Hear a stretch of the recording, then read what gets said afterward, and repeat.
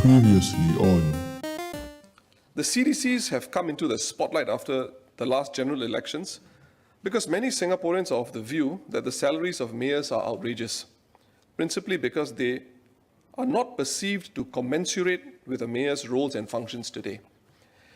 Other Singaporeans are of the view that the CDC's functions can be carried out by other existing entities or by ministries and statutory boards, including other organizations under the People's Association, particularly since the social footprint of each CDC is uneven and can differ greatly compared to another.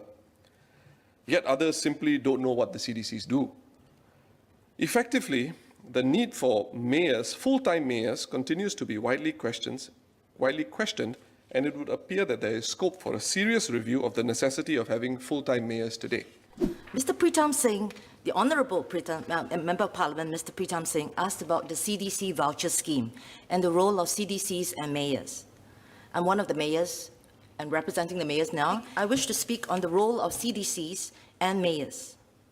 The idea of the CDCs was first mooted by the then Prime Minister Goh Chok Tong in 1996 as part of his vision of a tightly knit, compassionate and self-reliant community in Singapore, with the more able in society helping the less able. Unlike government ministries, which have very focused functions and missions, CDCs are geographic, district-based entities it's another way to serve citizens who need help. The key mission is to assist, bond, and connect. For many years, the CDCs focused primarily on assisting, and are known mostly to the lower income households for administering, because they administer the government's financial assistance scheme. This administration has since been taken over by the Ministry of Social and Family Development's Social Service Officers. Now, although the SSOs are now administering the financial assistance schemes, CDCs continue to assist in different ways. At the district level, CDCs perform duties that grassroots or government ministries are not quite set up to do. Effectively, three functions: the A, the B, and the C. A, aggregating the needs and resources, distributing resources at district level. B, to build capability for our residents at the district level. And third, to connect all the players who are willing to help in the community. A, B, and C. On the work of the CDCs, as I said, the CDCs operate at the district level and continue to be called upon to support national initiatives such as the CDC voucher scheme I've mentioned. We also do other things, support other national initiatives. For instance, many of us, our mayors, are very in support of the lifelong learning culture and the Skills Future movement of Singapore. In fact, a total of 4,819 free Skills Future advice workshops run by the 5 CDCs had reached more than 127,000 participants in the last 3 years. During COVID-19, the 5 CDCs quickly acquired online capabilities and aggregated resources from government agencies and non-government, such as the MOE's Skills Future Singapore, SFS, and the Ministry of Manpower's WSG, NTUC's E2I, the Institution of Higher Learnings, and private training companies as well. This network, assembled by the CDC, helped residents navigate the Skills Future landscape for them to stay relevant and find jobs during the pandemic. In fact, in 1 week last year, the partners managed to reach out and connected over 250,000 viewers online, and more than 6,000 of them joined in the online Skills Future workshops. So that's one of the examples where the CDC support national initiatives. CDCs work at the district level, complementing the work of the grassroots, the government ministries, but more importantly, they are active in the non-grassroots space. The CDCs keep in regular touch with non-grassroots players, such as the district's business and corporate community, the social service agencies, the schools, and the institutions of higher learning, to name some. With these networks, the 5 CDCs were able to quickly roll out during the pandemic between February and October 2020, close to 70 local district initiatives that served over 676,000 beneficiaries. A recent example is the CDC student meals. Within 10 days of the circuit breaker, the mayors received ground feedback that vulnerable students who used to go to the school and receive free meals in school might not be able to afford meals or might be deprived of free meals during the circuit breaker.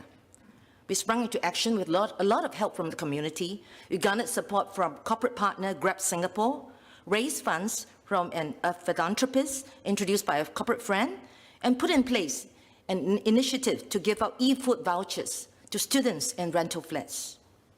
The agility and the ability to garner resources is one of the CDC's uniqueness, because we're not part of the big ministry and we are on the ground with a small team, but that's how we remain agile. And over the years, the CDCs have also championed the culture of giving back to society. We have regular platforms to foster the spirit of giving by individual volunteers, individual donors, businesses, and other partners, either for existing programs or new ones co-created with our partners. Donors such as Far East Organization, United Overseas Bank, StarHub, Maybank, Nian Kongsi, and Kwang Ming San temples are but some of the donors that the CDCs were able to approach for our district's residents. Last year, the CDCs drew on their networks to raise $12.3 million in cash and in kind. The value of the CDC structure, although within the People's Association, is its relative agility and ability to respond and to develop programs in the district faster than a bigger government ministry. We have developed programs through innovative solutioning and collaborations with partners to better serve target residents.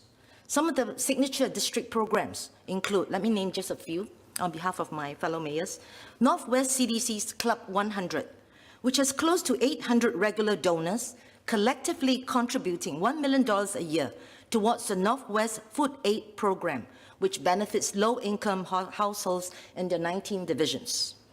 Southeast CDC's famous Walk for Rice at Southeast, in which rice and oats are donated to the district's vulnerable families for every 300 meters that participants walk or run. Southwest, under Yen Ling, Southwest CDC's Adopt at Southwest leads more than 100 corporate and community partners to uplift the vulnerable in social wellness, healthcare, home safety, education, and enrichment. Northeast CDC's Project Refresh, led by Mayor Desmond Chu, which supports more than 10 volunteer agencies and have refurbished close to 400 households, activating close to 3,500 corporate volunteers. For Central Singapore District, my CDC, with which of course I'm most familiar, let me just name a few. There are 52 actually in the suite of programs we have. Let me name a few. One, the Ready for School checks, vouchers donated by Far East Organization to relieve cost of starting school for 12,000 students in the rental households. The Holiday Digital Boot Camps, sponsored by United Overseas Bank for 2,000 students, so that they would not be overly affected or left behind by any digital divide. Pan-district projects like the Purple Parade, and I thank members of Parliament who have joined in this parade, which is supported by all 5 mayors and CDCs. Speaker is always supporting as well. Thank you so much. The Purple Parade is Singapore's largest movement to support inclusion and to celebrate the abilities of persons with disability. The disability cause has been supported by Central Singapore CDC since 2013 and is one of its signature initiatives.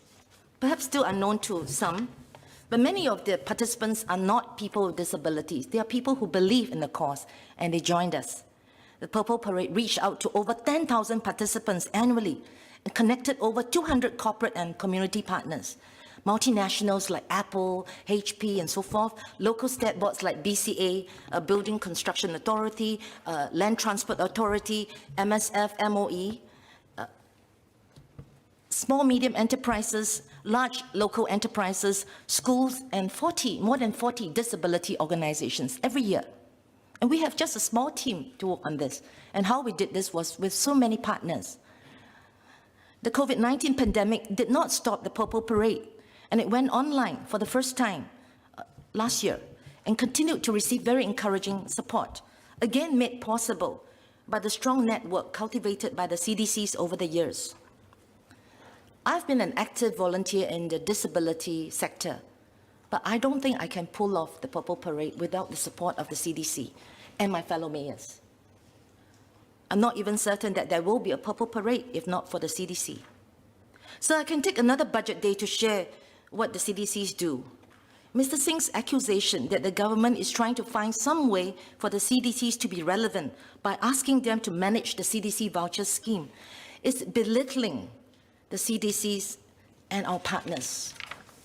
There is nothing to be ashamed about making sure one is always relevant and can add value, as times change especially. When Prime Minister Lee graciously created the role of the leader of the opposition, much to Mr. Singh's surprise himself, did Mr. Singh not accept the role when he was asked, and the office and the research assistant and the salary, and try to do his best to be relevant too? Singaporeans also ask what the role of the leader of opposition in our parliament is, under the circumstances that all 9 of the elected opposition MPs are all from one single party. What has been different? Nonetheless, I want to still thank Mr. Pritam Singh for bringing up the subject of CDCs. His comment on the CDC's relative absence in the public mindshare has also given us some food for thought. Perhaps the biggest mistake the CDCs made, was not to have better publicized the work that we do. But the real work is in the work. How much publicity does one have to put out just to justify one's existence and to prove one's value add? The real work is in the work and the people we benefited. So I hope there are no attempts to politicize the good work of the CDCs and especially our partners.